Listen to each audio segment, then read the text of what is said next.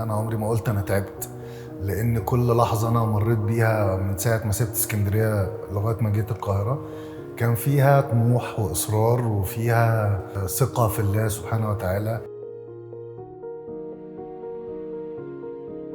الرحله انا استمتعت بيها جدا، بكل تفاصيلها بكل شقها. انا عمري ما قلت انا تعبت، لان كل لحظه انا مريت بيها من ساعه ما سبت اسكندريه لغايه ما جيت القاهره كان فيها طموح واصرار وفيها ثقه في الله سبحانه وتعالى. كان عندي كده ريفرنس في حياتي: بسم الله الرحمن الرحيم، ان العزه لله جميعا.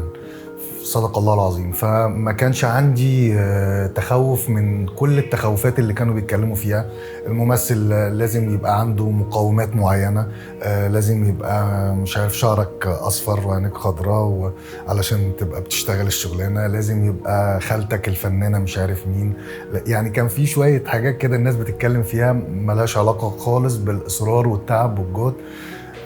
أنا كنت خريج ادب اسكندريه قسم المسرح. اتخرجت سنه 2007.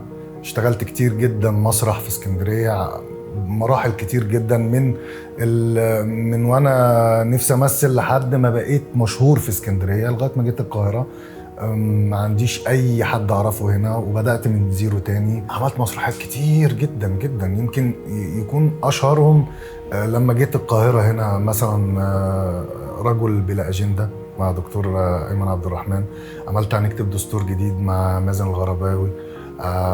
عملت مسرحيه زمان اسمها حاله مخدره، كانت تاليفي واخراجي ومع صديقي حسني شتا.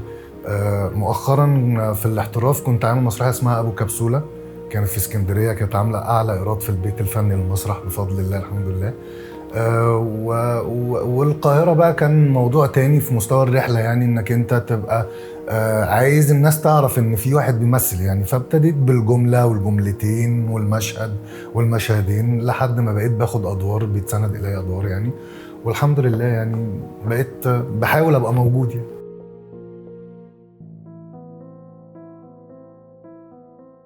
قلت جملة وجملتين في أعمال كتير.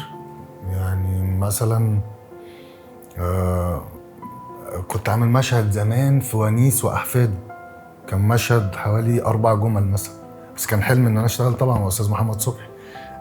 اشتغلت في مسلسل زمان اسمه عصابة بابا وماما، كنت رايح أعمل مشهد لقوني كويس فعملت 3 مشاهد أو 4 مشاهد.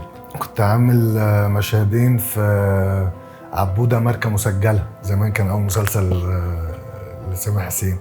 وكنت عامل حلقة في راجل وست ستات الجزء السادس. كنت عامل ضيف شرف في تامر وشوقية مشهد.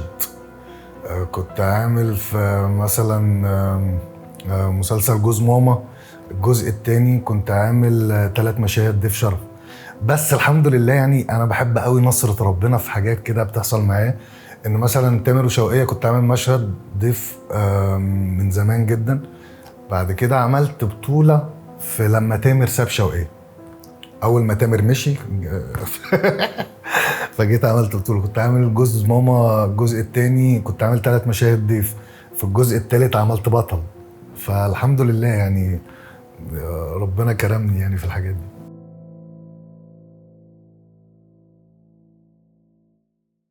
اكيد يعني اي بني ادم بيمر باحباطات، بس هي الفكره انك انت علاقتك بربنا هي اللي بتخليك تقوى.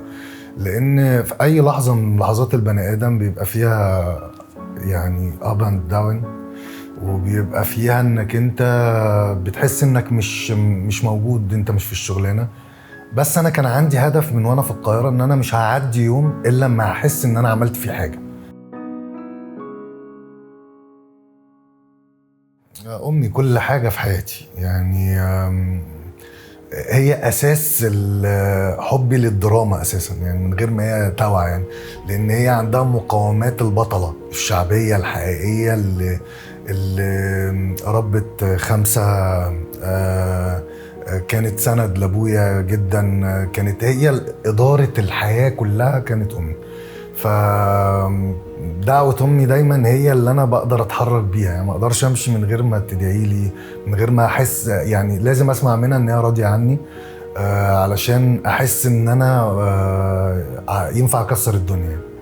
دايما كانت بتقول لي ربنا يرضى عنك، ده اهم شيء. ربنا يبعد عنك اي حاجه وحشه، ربنا يحبب في خلقه. فالحمد لله يعني ربنا حبب في خلقه، دي بترشق الحمد لله.